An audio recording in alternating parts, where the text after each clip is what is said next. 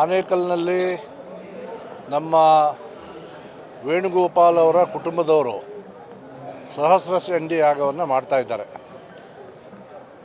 ಲೋಕ ಕಲ್ಯಾಣಕ್ಕಾಗಿ ಮತ್ತು ಸನಾತನ ಧರ್ಮದ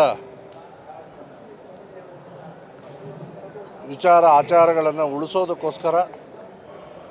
ಹಾಗೆ ನೋಡಿದರೆ ವೇಣುಗೋಪಾಲ್ ಅವರು ಧಾರ್ಮಿಕ ಆಚರಣೆಯಲ್ಲಿ ಎತ್ತಿದ ಕೈ. ಸತ್ಯಸಾಯಿ ಬಾಬಾ ಅವರ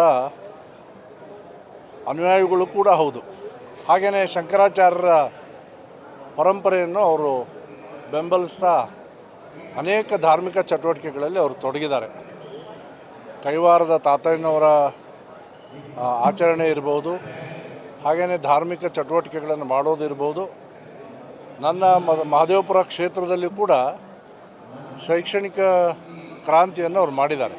ಮಂಡೂರು ಆಗಿರ್ಬೋದು, ಕೊಡತಿ ಆಗಿರ್ಬೋದು, ಬೇರೆ ಬೇರೆ ಭಾಗಗಳಲ್ಲಿ ಅವರ ಶೈಕ್ಷಣಿಕ ಚಟುವಟಿಕೆಗಳು ನಡೀತಾ ಇದೆ. ಇಡೀ ಕುಟುಂಬ ಅದರಲ್ಲಿ ತೊಡ್ಕೊಂಡಿದ್ದಾರೆ. ಇಲ್ಲಿ ನಿಜಕ್ಕೂ ದೊಡ್ಡ ಪ್ರಮಾಣದಲ್ಲಿ ಅವ್ರ ಮನಸ್ಸಲ್ಲಿ ಅಂದ್ಕೊಂಡ ಹಾಗೆ ಈ ಒಂದು ಸಹಸ್ರ ಚಂಡಿ ಯಾಗ ಕಳೆದ 4 ದಿನಗಳಿಂದ ನಡೀತಾ ಇದೆ. ಅದು ಆ ಭಗವಂತನ ಕೃಪೆ ಅವ್ರ ಮೇಲಿರಲಿ ಮತ್ತು ಇಡೀ ಸಮಾಜಕ್ಕೆ, ಹಿಂದೂ ಧರ್ಮಕ್ಕೆ ಆ ಒಂದು ಶಕ್ತಿ ಈ ಸಹಸ್ರ ಚಂಡಿ ಯಾಗದಿಂದ ದೊರಕಲಿ ಅಂತ ನಾನು ದೇವರಲ್ಲಿ ಪ್ರಾರ್ಥನೆ ಮಾಡ್ತೇನೆ.